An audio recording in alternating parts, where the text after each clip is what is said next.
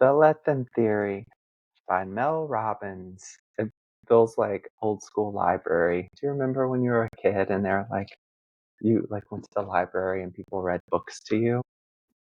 Still, like, every time I get a book, I smell it, 'cause I used to do that as a kid. They don't smell like that anymore, but Do kids do book fairs these days? Like legit. yes. But For they're, like, real? obscenely expensive. I took my kiddo last year and I spent, like, $60 on, like, 3 books, and I was like, "Well." I remember it being not for me. That's what the rich kids did Yeah. whenever you know what I mean? Like when you Yeah. go and my mom always encouraged books and reading, and I think maybe I probably was able to get like a thing, but it's always like a book and then like the accoutrements or whatever.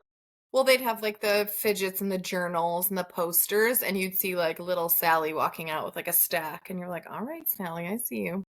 I know you could really tell that like who had disposable income at a kid's book fair. Oh my gosh, early signs of jealousy. We're gonna get to that in this chat. Comparison. Yes. Yes, I love that. My gosh, that is so funny how deeply rooted that is. Okay, yeah. So today we're starting at chapter 5. And if you're new to following us or following along, one of the reasons we started this book club is because I'm going on parental leave literally any day now. And we might run out of content. The way this came about was kind of fast and random. My husband and I, as you know, were open for infant adoption and we got selected, and the baby we intend on adopting is hopefully being born very soon. And, if everything works out, we will be, A little bit busy. yeah, a little bit busy and part of that kiddo's life. So You're practicing holding a tiny hand right now. I'm holding space. If you could hold this for me. I'm actually busy too because I'm going on auntie leave, so I'll be unavailable. You are, because let me Auntie Ash tell is you, unavailable. Auntie Ash is going on leave with me because, well, because you have 3 kiddos who are older now, but your youngest, if you want to share, is still not an infant.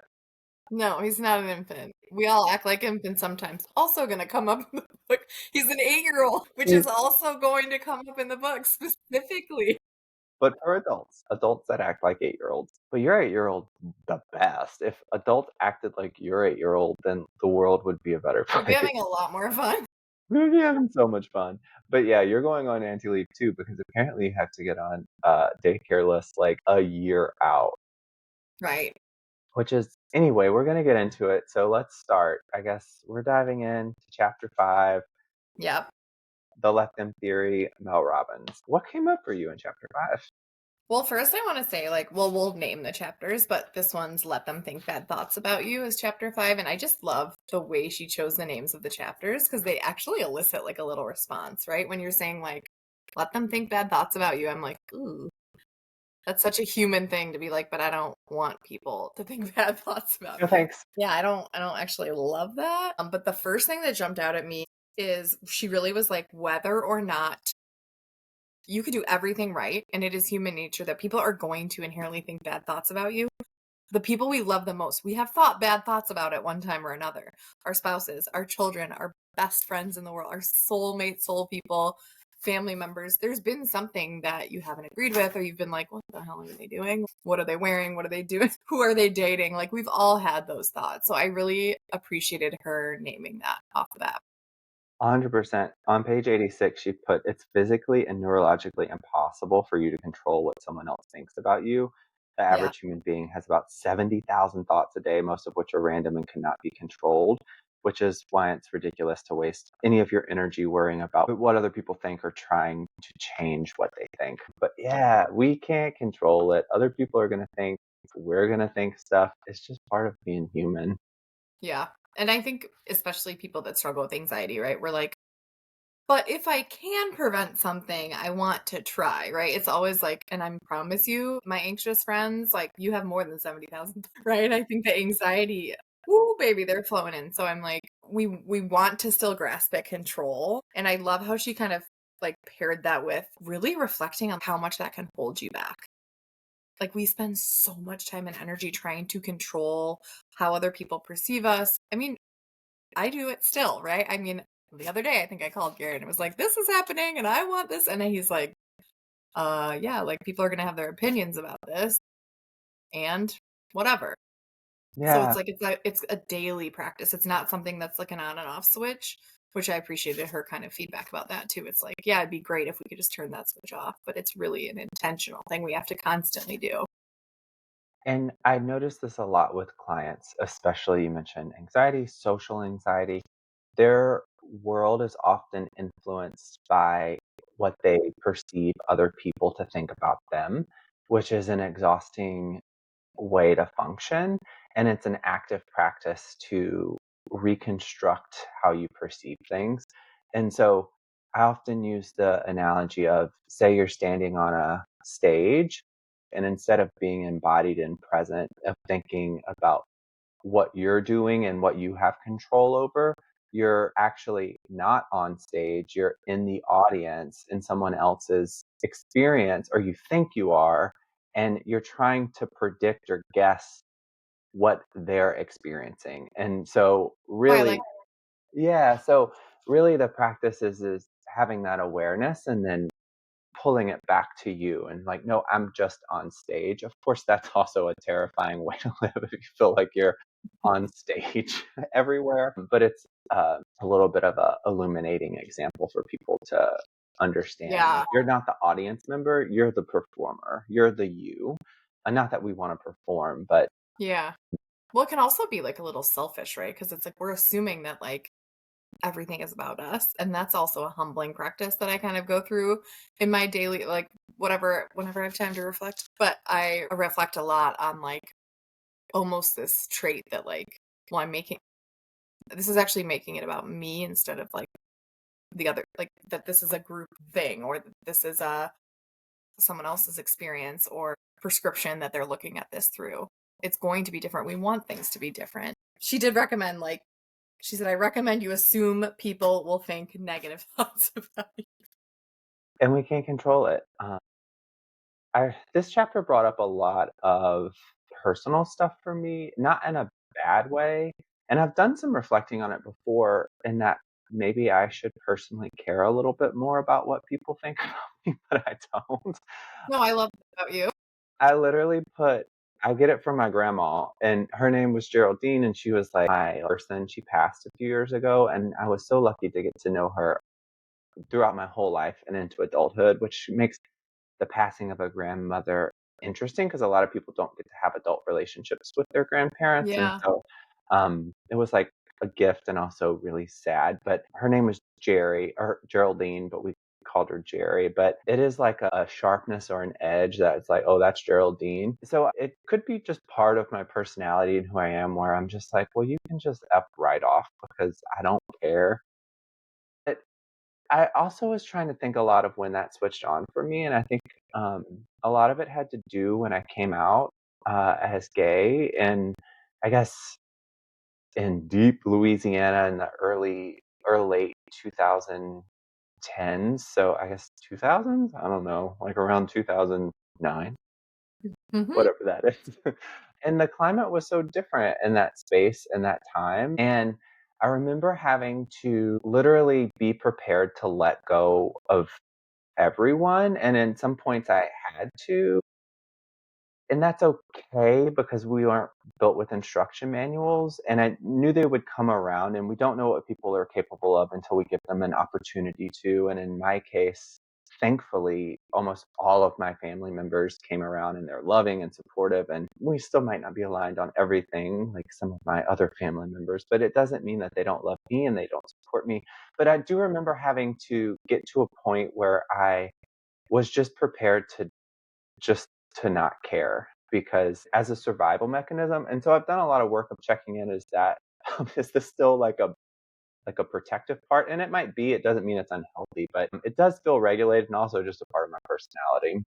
Yeah, I love that because it also is, like you said, it could be a protective mechanism and it is something to think a little deeper about of like, is this am I letting them as a way of dissociating kind of or protecting myself? Or am I doing it as a conscious thing and then I'm focusing it back on what I have into control? So I kind of love that differentiated Yeah, thing. Listen, we ride hard for Mel Robbins here. There is one little thing that stuck out that I was like, didn't like it.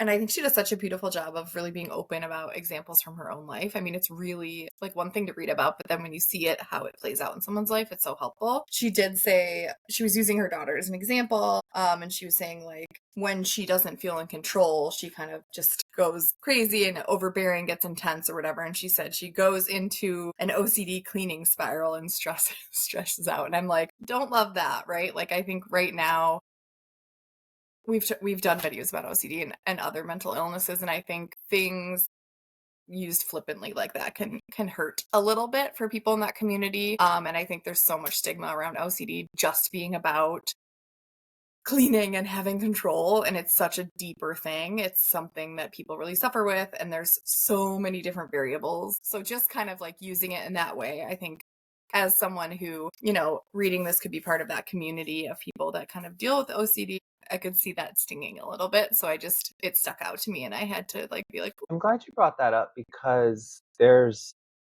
it's okay to have critiques about books. She's not a clinical person. I think maybe that's what makes this so accessible to a lot of people. Because actually, you were telling me that you've had feedback from other therapists that are like, this isn't for me or whatever. And I'm or like, they're like, oh, so you're reading that. And I'm like, well, you I know love it what? when people read this. I do too. And also, it's a theory and a practice, and it's also not for everyone, and that's okay. And I'm totally with you. There were some points which actually you initiated talking to me the other day, talking about boundaries and as it relates to kids, I guess. Yeah, I think it was a similar thing where Garrett helped me see kind of letting go of how other people would see me, but there was something that came up in my kiddos, an adult interaction that they had with like someone that should be a trusted adult that's affected them deeply, and I was kind of helping them navigate, and it was kind of like I was using this. I was like, let this person experience their grumpiness and their bad feelings and live their life the way they want to. And I was struggling with how do I like let me and help an 8-year-old let me like how do I model, caring for them and attuning with them and making sure I'm meeting their needs to feel emotionally safe, and also setting a boundary for that child who doesn't have the tools or the emotional like wherewithal to set the boundary or know what a boundary is for appropriate in that situation. I mean, if you can speak to that a little, you really helped shape that for me. Yeah, and it's not a criticism, but I do think the way, and I can't remember or recall a specific place in the book where um, we go in on boundaries, right? We also have a different framework as clinicians. So I think I remember, like, because I don't know, our voice memo queens over here, we're just constantly We're sending voice like, this memos. is a long one, so buckle up. Yeah, and so you're like, "Oh boy, here we go." But I think I came back with a joke where it was like, "No, you let that adult do whatever, and you let me punch them in the throat." Yeah. Because I will say Mel does a really very clear of this is not for kids. Like kids have come with a different script, and I think that was potentially her way of acknowledging that it is different. There Yeah. are explicit boundaries of what's okay and what's not okay, and we don't let them do something that's not okay. So I was just in a joking way saying, well, let me punch that person in the throat. Let me go to jail because they did something. Yeah. But I think that's where our clinical brains turn on, where it's like, okay, well, this is actually diving into some deeper stuff where there's soft boundaries, there's hard boundaries. We don't let people do things that aren't okay. And, it's not even a soft criticism. I think she gets into it in a way which is one of the reasons I like her writing style, is that it's like it cuts through a bunch of stuff and it just It gets right to the does. point. And Yeah. so I think that's very clear, but it is worth noting that, everything is through the lens of boundaries. And I think, I want to say Brene Brown says a boundary is just what's okay and what's not okay. Yes. And that is like, if Brene Brown and Mel Robbins got together, good lord, like, could that just be Listen, can something? we manifest that? Yes. Um, Yeah. I guess let's move on to chapter 6. Love that. Love it, love it. Which I also love. The title of chapter 6 is How to Love Difficult People. And that is just, ooh, Who came to mind for you? I plead the fifth. Same. No, I think we've all No had comment. situations like that, right? Like family members that you just have very foundational differences and you meet things at such different spaces and places in your life. And those can feel really difficult and you love these people, but you're like torn, right? Like you're just, ugh. I'm in friendships and things like that where you're like, this person is just like kind of being difficult and I'm gotta figure out how I can have this, well, choose to have this relationship. We always have a choice, but also make it as pleasant as possible. Like, yeah. Yeah, I agree. No, family members, friends. I mean, Mm. I even went through a very recent friend breakup, which I've never done in my life before. And I remember coming to you being like, "Oh, do I sound bonkers here? What's going on?" Um, but this also was a personal chapter for me too, talking about on page 98. So, what happens when your loved ones don't agree with the way you're living your life or who you are as a person? And then it's like, let them. And so, I'm flashback to me coming out as a queer person in Louisiana, where I had to let people just truly, I was practicing this where I let them engage with whatever they needed, and I let me dive into my values and live my authentic Mm. life, and I set hard boundaries of, there were instances early on, not anymore, parents so accepting, but it's, my brothers and their girlfriends or wives are coming to a family event, but can my boyfriend come? And it's like, well, not yet. And it's like, okay, cool, I'll catch you at the next one, because that means I'm not coming either. So I'm letting you make that decision for what's okay with you in this scenario, and I'm letting me say good luck, so that really stuck out to me in terms of Yeah. what happens when people don't agree with you. She kind of talks about that frame of reference too. And she said, it's a mindset tool that helps form relationships. Frame of reference is a fancy way to say understanding the lens through which someone else sees something. And I'm like, oh, so like empathy, right? I'm like, so So you're just grabbing empathy. right.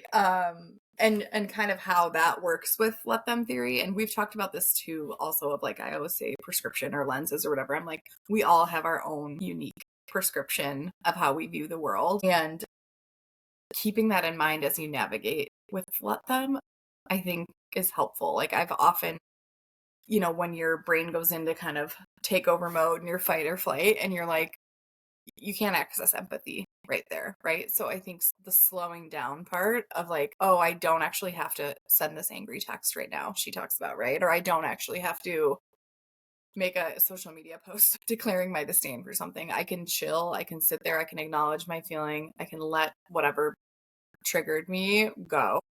I can sit with that and then I can decide how I want to act. And maybe in that space, I can tap into that empathy in the middle there, right? Stretching that time out, making space for that, I think just pairs beautifully. Agree. And the empathy part, she talks about the theory. It's a connection. It's a theory that helps people connect in a way where you're just taking a moment to reflect of someone else's frame of reference. Yeah. And she does go beautifully into her own life stories, right? About how maybe her mom disapproved of her partner at first and how that was so hurtful in the beginning and made her so angry. And as she kind of incorporated, 40 years or 20 years after being married to this person, still kind of stung a little, which I think anyone could understand.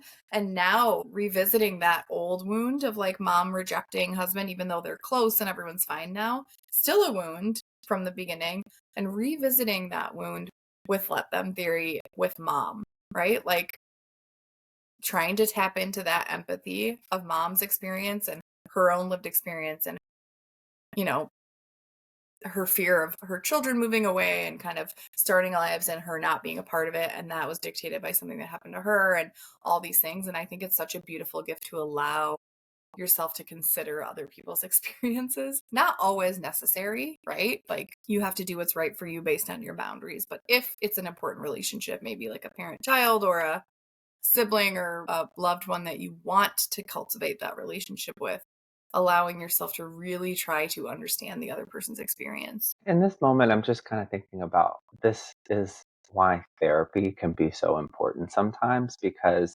we sometimes don't have the tools to access and heal and find the meat and the beauty in things that we've been through or relationship dynamics that we've had in the past. And sometimes we need to go back to heal that to experience a different present moment. Hmm. And I don't know, I think that's just kind of a beautiful little nugget that we often get to see as therapists and help Yeah. people put context and just help people heal themselves in that way. I think it's such a gift. It is. And she even says on page 103, like, it helps create space for two things to be true at once. And that is something as therapists we say a lot, especially when like looking back at, maybe for example, a parent-child relationship of like, yes, your parents did their best and that wasn't enough for you. And that wasn't good enough for your needs at the time. It didn't meet your needs. And so allowing, I think, using these concepts to kind of dive into that, I think is so beautiful. So I was very happy to see her point out that like multiple things can be true at once because that's something that I preach a lot. I do too. And again, sorry that this has drudged up. Well, I guess I don't need to apologize, but it's drudged up a lot of these pretty big dynamics of my past where it's Yeah. I don't know where I got that wisdom from or knowing in that what was true for my parents at the time is that that would have pushed them out of their window of tolerance for them to Yeah. integrate maybe a same sex dynamic. And I had the knowing to respect that and appreciate that in their way, they're modeling a boundary. They're communicating what's okay with them right Right. now. And I got to do the same thing. And it was hurtful. I felt sad. I felt mad. But also, two things can be true. They could be communicating what makes them feel the best and while they're stretching themselves. And then to their defense, I am a kind of once I decide something, I'm like, why aren't you here yet? With the people I No, love. literally.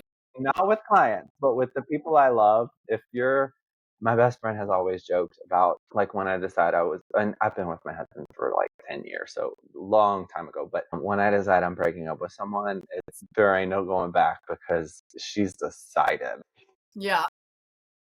So in my parents' defense, I gave them literally, my mom will say 0.2 seconds to be okay with it, or to You're like, really yeah. not even be okay with it, but to integrate into their nervous systems and Yeah. their world, to not give them any time to process their own grief that they were experiencing, not because they were sad I was gay, but because they were grieving, I guess, what they thought my life would look like. Yeah. And so, anywho, this is a long, rambling thing about that, but two things can be true at once. Yes. Love that. Let's jump into chapter Let's 7 get when to grown-ups chapters.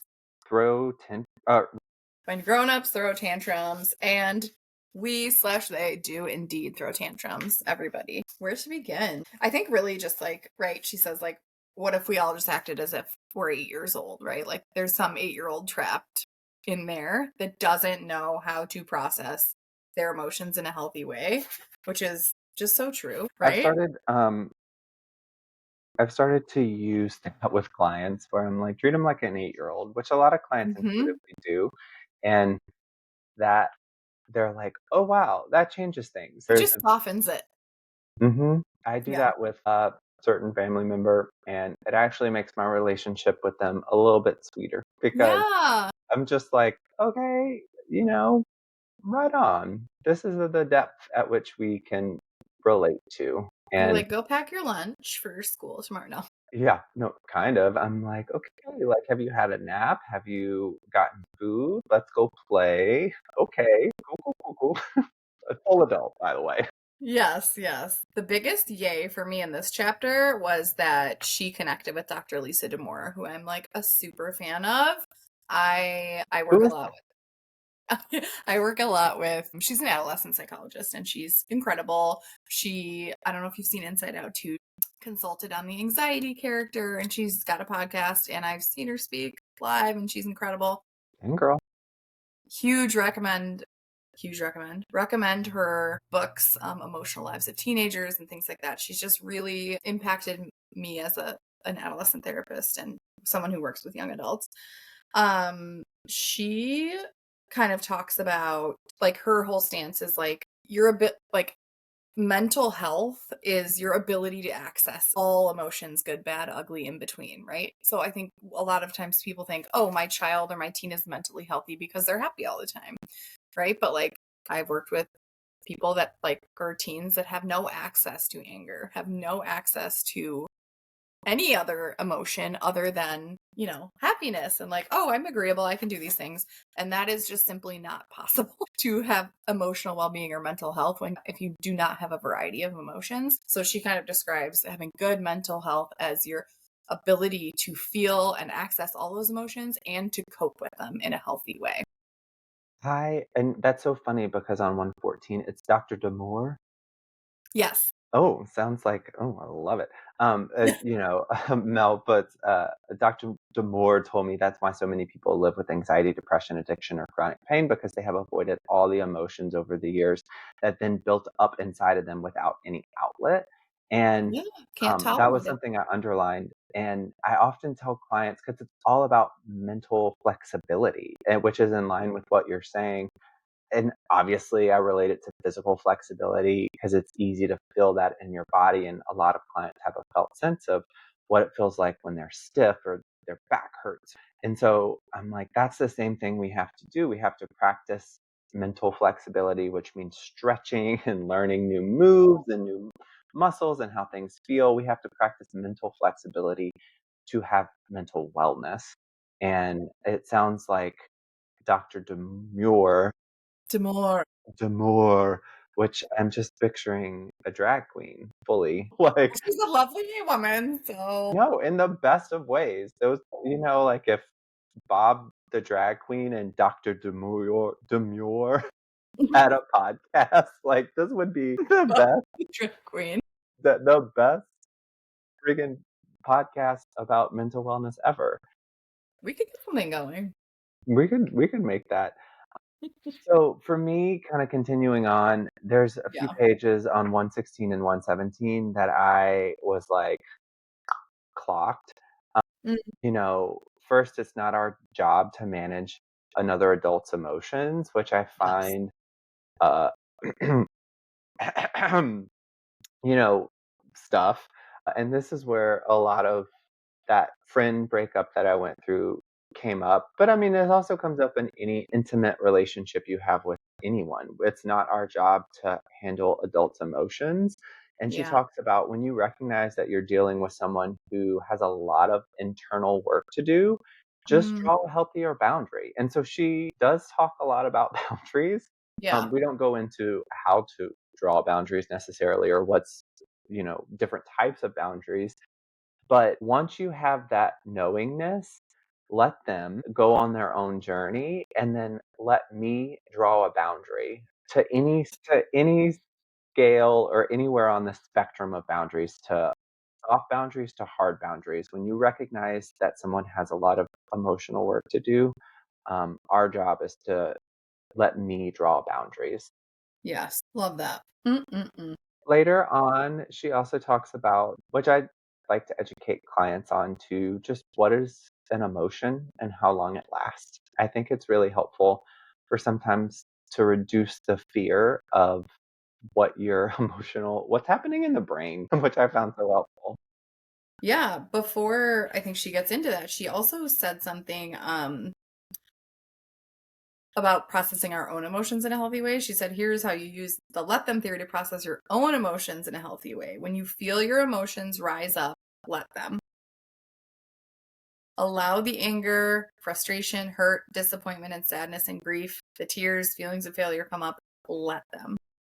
And let me not react. Don't reach for your phone. Don't turn on the TV. Don't make a drink.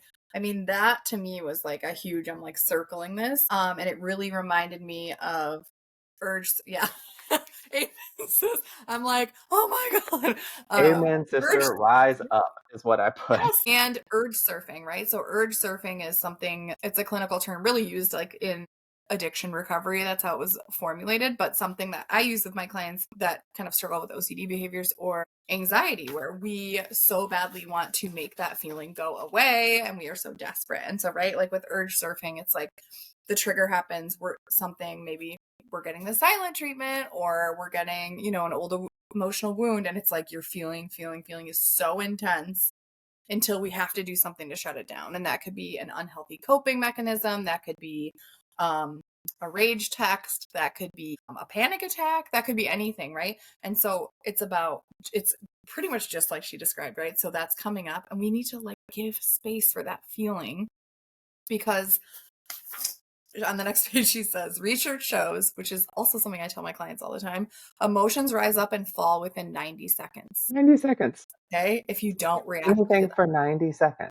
This is what I say. I say this to my kids all the time. You can do anything for a minute. You can do anything for 10 minutes, right? Like, so it's just about allowing for that space and learning to tolerate that 90 seconds. It sounds easier than it is.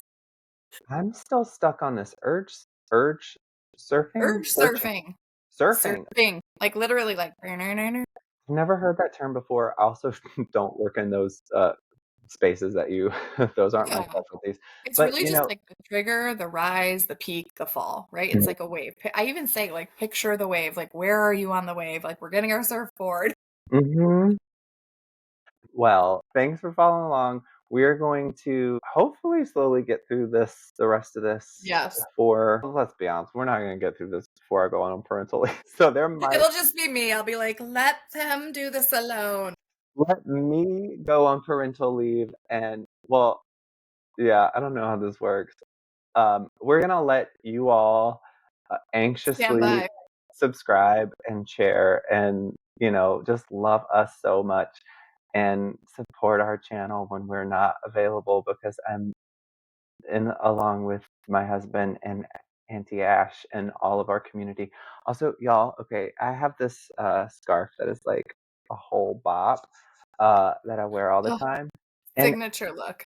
signature look. And Ashley bought a baby one for the baby. And I don't have it with me, but it's a baby one Mhm. of these little things. I cannot get enough. It is the cutest thing ever. So we're coming back at you for like chapter 8 through the rest soon. Yes. And In the meantime, if you haven't started, go get a copy. go get a copy. Also, love it. Okay, cool. Well, thanks for by your Thanks side for book chat. following along. Yeah.